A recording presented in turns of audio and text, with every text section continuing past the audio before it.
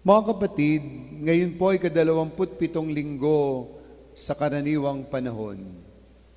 Siguro naman naririnig niyo ang tungkol sa divorce. Maraming gustong sulong ang divorce sa Pilipinas. Marami ang gusto na lahat ng mag-aaway na mag-asawa, maghiwalay na lang kapag gustong maghiwalay. Paluwagin ang lahat ng batas para sirain ang pamilya. Sino sa inyong pabor sa divorce? Taas ang kamay ng gusto ng divorce.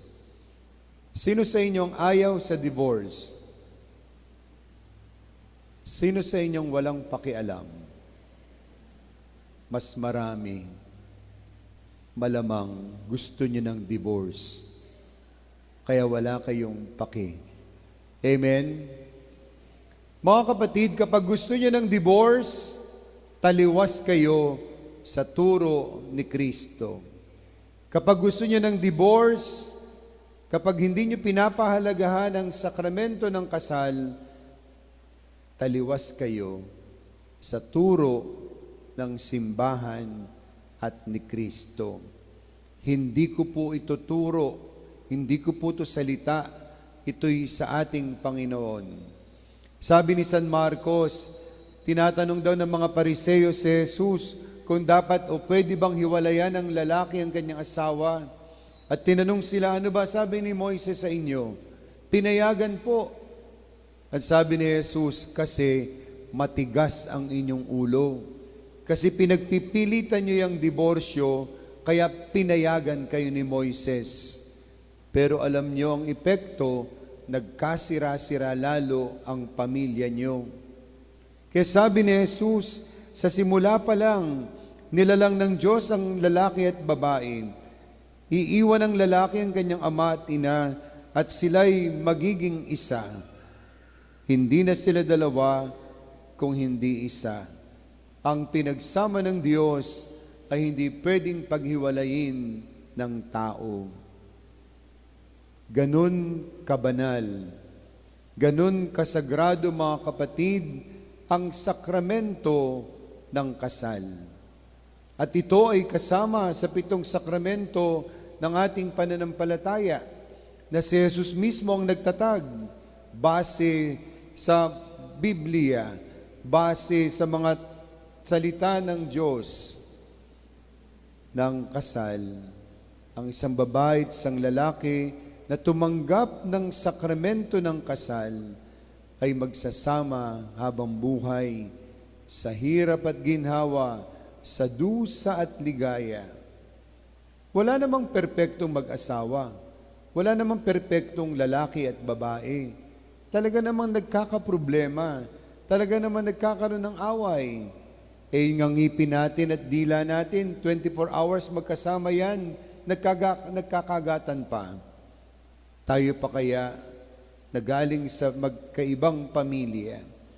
At mga kapatid, dahil ang kasal ay sagrado, yung pag-ibig ng isang babae at lalaki sa sakramento ng pag-iisang dibdib ay pinababanal ng Diyos.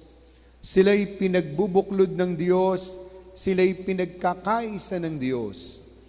At alam nyo, ang Diyos ang unang tapat sa mag-asawa. Tapat ang Diyos. Ibibigay niya ang lahat ng grasya na kailangan. Ibibigay ng Diyos ang lahat ng biyaya nilang kailangan.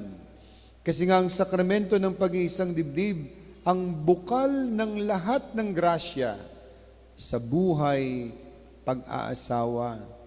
At pag nagkakaproblema yung mag-asawa, hindi ang Diyos ang may kasalanan. Hindi ang sakramento ang may problema. Sino ba gumawa ng kasalanan? Ang Diyos ba? Hindi ba yung lalaki o yung babae? Tapos ang sisisihin, yung sakramento ng kasal. Marami ang sinisisi yung sakramento ng kasal. Maghanap kayo na ang Diyos ang gumawa ng kasalanan, kaya nagkahiwalay yung mag-asawa. Humanap kayo na ang Diyos ang gumawa ng pagkakamali, ang nagtaksil, kaya nagkaroon ng problema yung pamilya. Kaya di ba sinasabi natin sa mga mag-asawa, iwasan ang lahat ng kasalanan Kasi yan ang pinagmumula ng problema ng pamilya. Hindi ang Diyos, kundi ang tao. Kaya nila sinusulong ang diborsyo sa Pilipinas, sila ang unang makikinabang. Kasi kailangan nila ng diborsyo, kasi pang-apat, pang-lima nilang asawa yun. Kayo namang mga botante, boto ng boto sa mga senador, sa mga congressman na maraming asawa.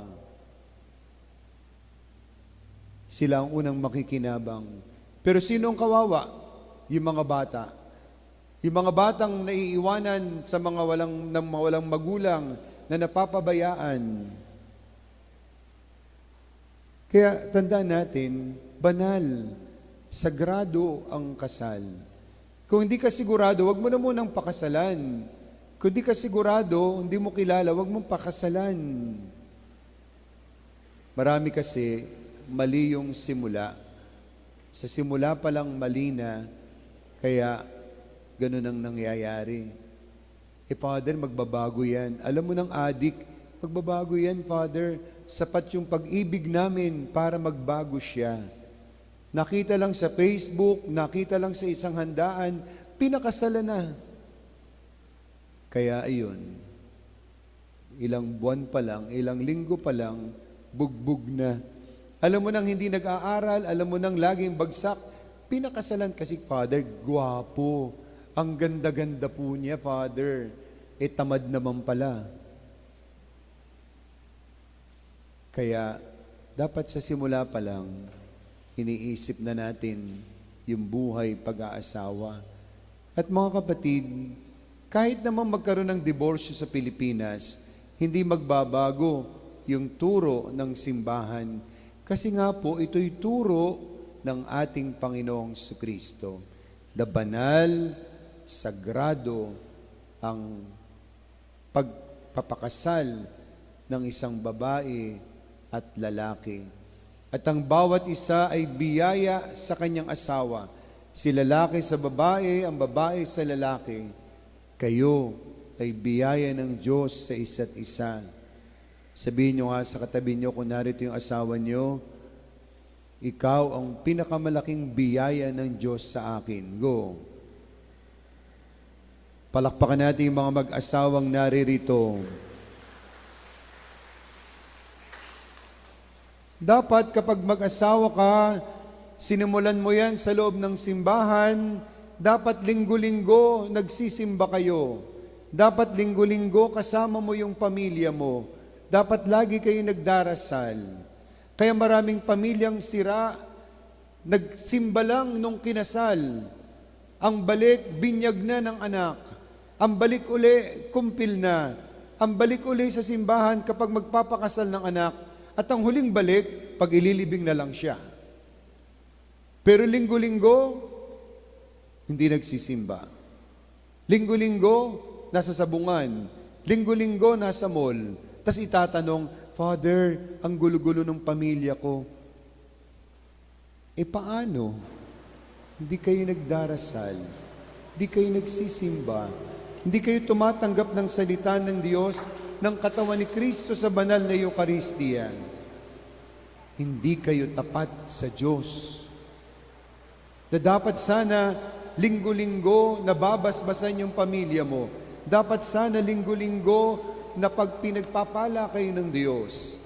Pero mas gusto nyo pang magsabong, mas gusto mo pang magsugal, mas gusto mo pang pumunta sa mall. Isang oras lang yon sa loob ng isang linggo para sa iyong pamilya, para sa iyong mga anak. Hindi naman tayo kailangan ng Diyos, hindi ba? Tayo, ang ating pamilya, ang nangangailangan sa Diyos. Kaya batakin nyo talaga yung mga anak nyo. Buhatin nyo kung kailangan, dalhin nyo sa simbahan, kahit nakapanjama pa yan.